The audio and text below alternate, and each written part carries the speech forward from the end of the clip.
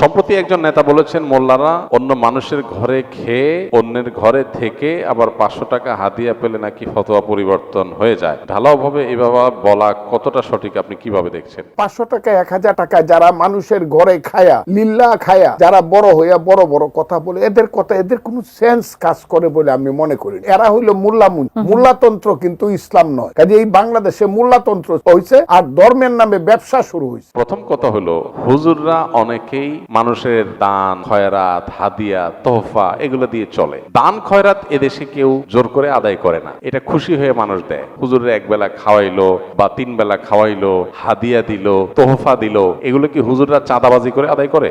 কিন্তু যেসব নেতারা এই কথাগুলো বলে, ওনারা তো মানুষের কাছ থেকে চাঁদাবাজি করে টাকা নেয়। আর আমি সবাইকে ঢালাওভাবে বলছি না, জবরদস্তি আদায় করে চাঁদাবাজি চলা কালচারের মধ্যে ডুবে থাকা একটা মানুষ যদি আলেম ওলামাদেরকে এই ধরনের কথা বলে, সেটা হলো সবচেয়ে লজ্জাজনক কথা।